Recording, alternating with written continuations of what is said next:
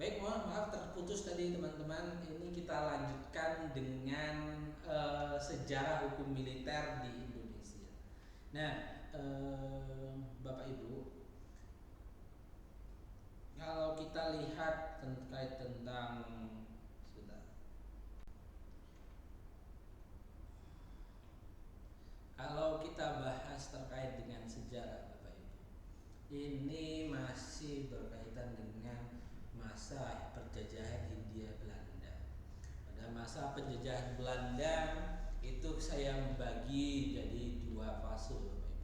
Nah, fase pertama yaitu tahun sebelum 1816, di mana pada fase 1816 ini Indonesia itu masih berada di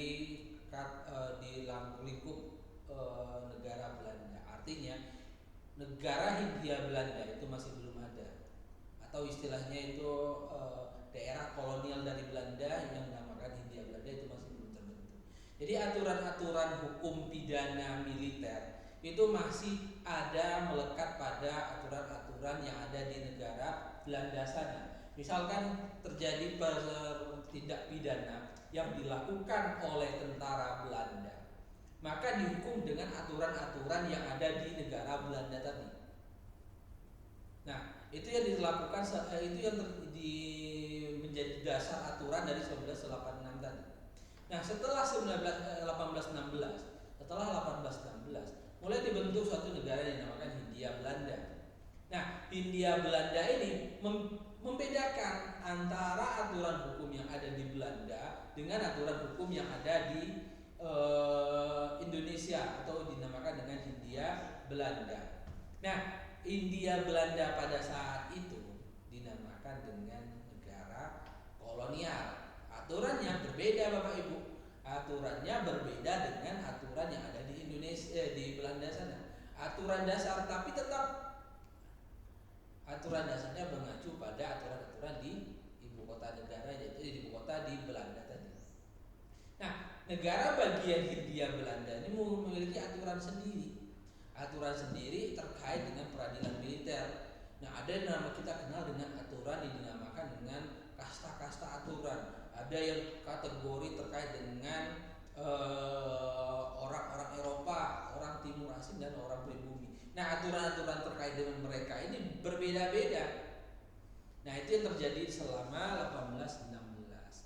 Setelah itu pada tahun 1923, saat di Belanda itu sudah membentuk suatu aturan militer khusus, maka kita mengadopsi. Nah, maka lahir pada itu Stablat nomor 514 dan sampai 515 tentang politik pembentukan KUHP militer. Nah, ini yang kita gunakan saat ini.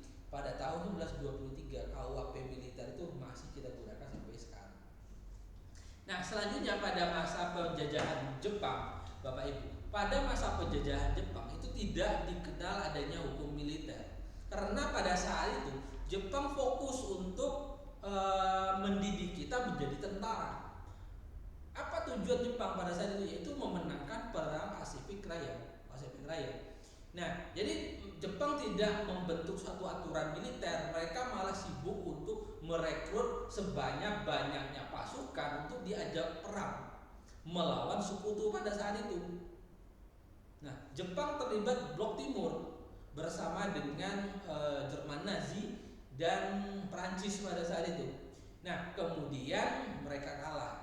Mana tahu kita mereka kalah, Nazi kalah dan Jepang juga ikut kalah. Setelah itu Jepang mulai ikut terpurukan, bangkit setelah ikut bergabung dengan Blok Barat.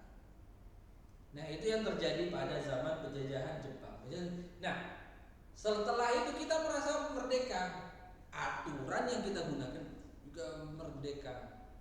Nah, teman-teman akan melihat sepanjang tahun 1945 sampai 1997 itu banyak sekali perubahan terkait dengan aturan-aturan peradilan militer. Yang pertama diatur di dalam undang-undang, kita bagi menjadi 5 kategori, yaitu pada masa Indonesia darurat, kemudian pada masa 1945 sampai 50 itu dikatakan masa darurat. Yang kedua pada tahun 1950 sampai 58 itu dikategorikan sebagai masa lengah. Ada masa bangkit dikategorikan sebagai dikelompokkan pada tahun 1958 sampai dengan 1962. Ada masa integrasi yaitu pada masa 1962 sampai 1997. Nah, dikatakan reformasi pada masa 1997 sampai dengan sekarang. Nah, teman-teman, Bapak Ibu sekalian, silakan Bapak Ibu baca eksplorasi materi terkait dengan perkembangan zaman di Indonesia pada saat ini. Itu di dalam modul. Nah, saya akan memberikan tugas berupa soal yang akan saya upload di SIM Bapak Ibu. Nah, silakan pahami, silakan baca materi yang saya upload, kemudian kerjakan. Setiap pertemuan akan saya terus beri kuis. Nah, dari kuis tersebut yang akan menjadi penilaian, poin penilaian bagi Bapak Ibu sekalian. Cukup untuk video pembelajaran pada hari ini. Saya ucapkan terima kasih pada Bapak Ibu. Assalamualaikum warahmatullahi wabarakatuh.